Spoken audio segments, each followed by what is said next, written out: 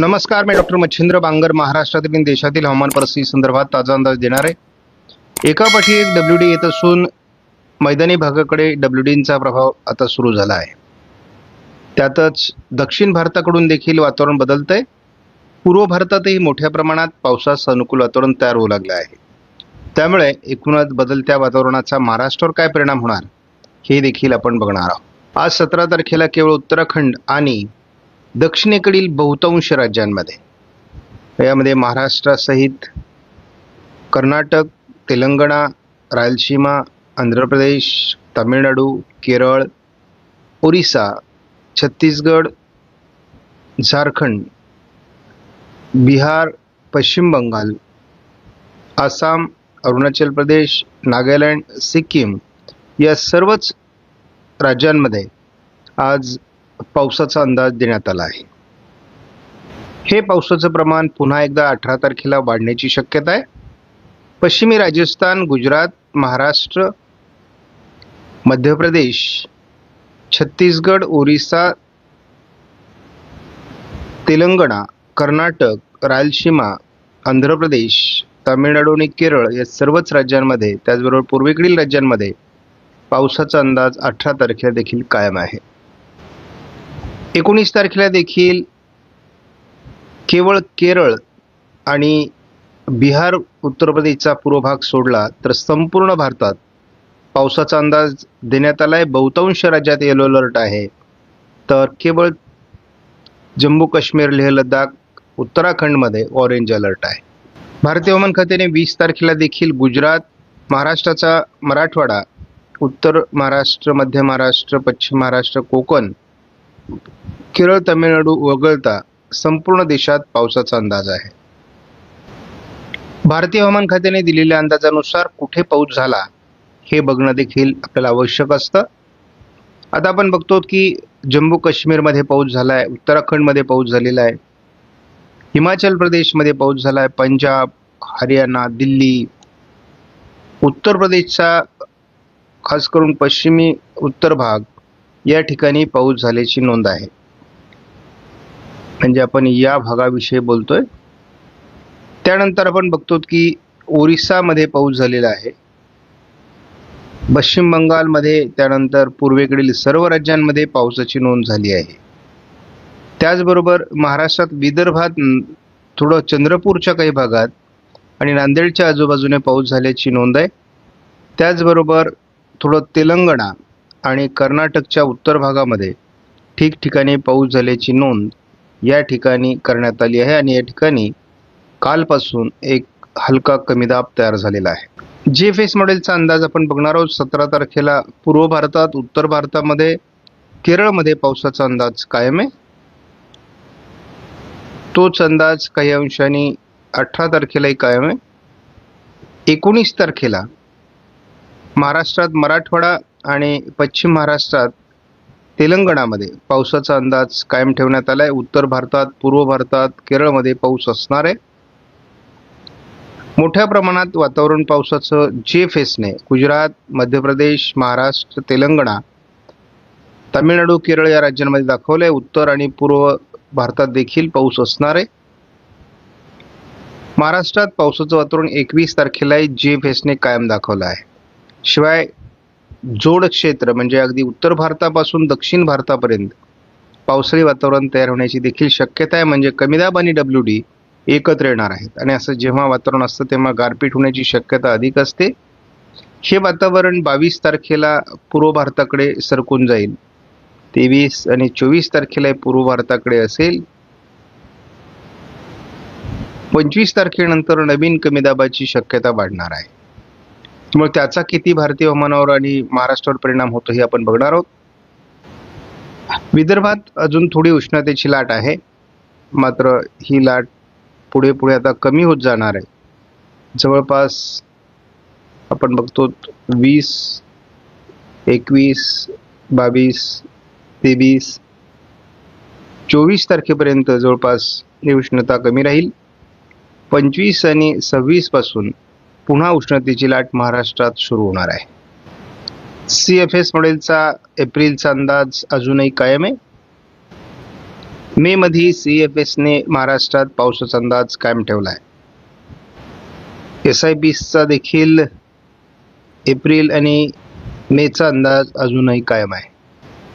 येत्या 31 मार्चपर्यंत जे संपूर्ण उरलेला मार्च यामध्ये विदर्भ आणि मराठवाड्याचा दक्षिणी भाग, पश्चिम महाराष्ट्रात पावसाचा अंदाज आहे. उत्तर महाराष्ट्र, मध्य महाराष्ट्र, कोकणात ECMW मॉडेलने पावसाचा अंदाज कमी दिलाय.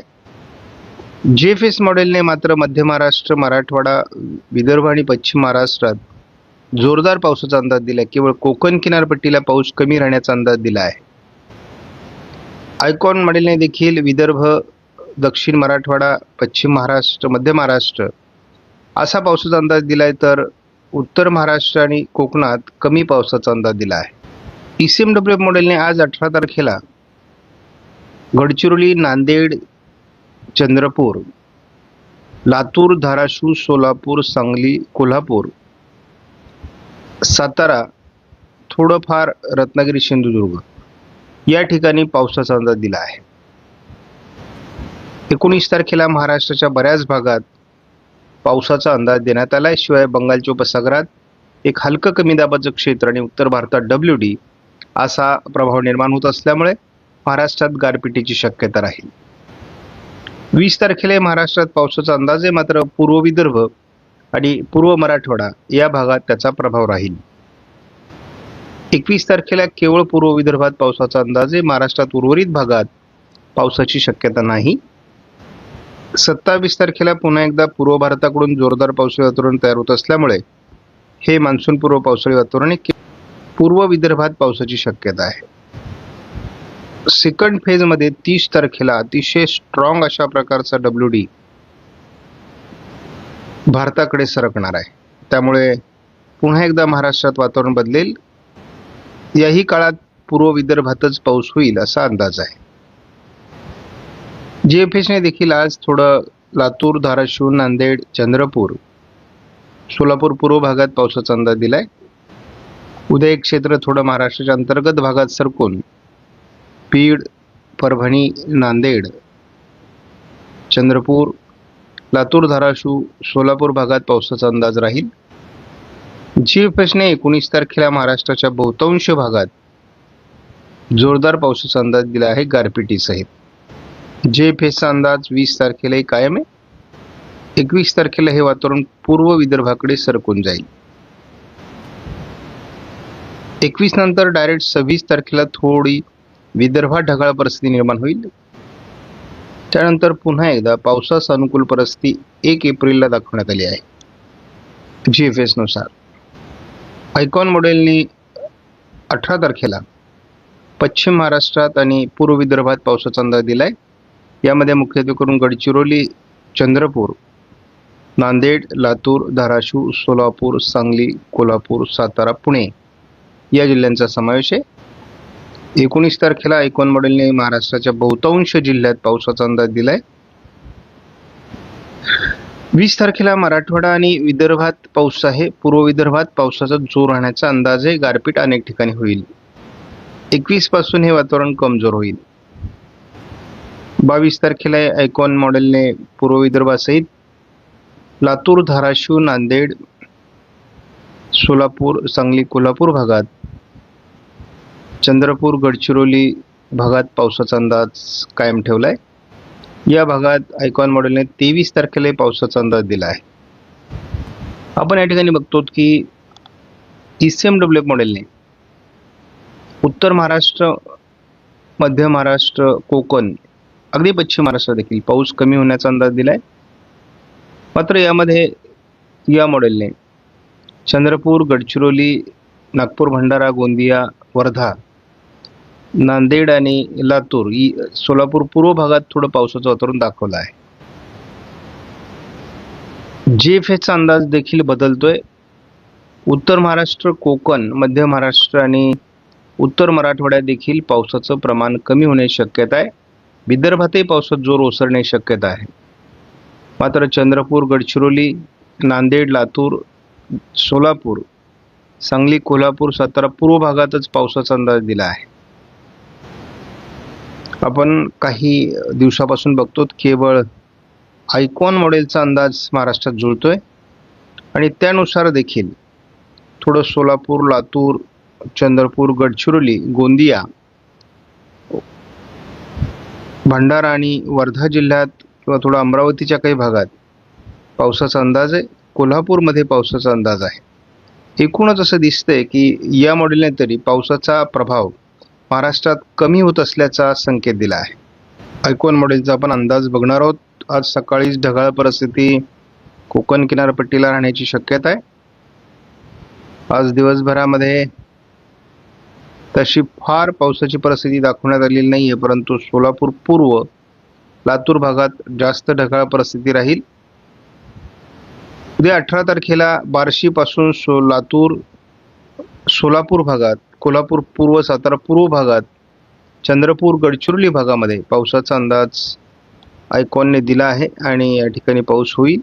तसा पावसाचा जोर कमी होतोय, परंतु तुरळक पाऊस पुणे, सातारा, कोल्हापूर भागात, पूर्व विदर्भामध्ये, नांदेडच्या आजूबाजूने होण्याची शक्यता 19ला कायम आहे. परंतु एकूणच सुरुवातीला दाखवलेला पावसाचा प्रभाव आज थोडा कमी होताना दाखवण्यात येतोय. 20 तारखेला देखील पूर्व विदर्भातच पावसाचा जोर आहे. हळूहळू पावसाचा जोर कमी होताना दाखवला जातोय. धाराशिवच्या काही भागात आपल्याला 21 तारखेला पहाटे पावसाचा अंदाज दिला जातोय. आयकॉन मॉडेलने 21 तारखेला सोलापूर जिल्ह्यामध्ये, नांदेड जिल्ह्यामध्ये, बीड पूर्व भागामध्ये, अगदी सातारा, पुणे, कोल्हापूर भागामध्ये पावसाचा अंदाज कायम ठेवलाय. पावसाच्या घटना पूर्व विदर्भात घडण्याची शक्यता आहे.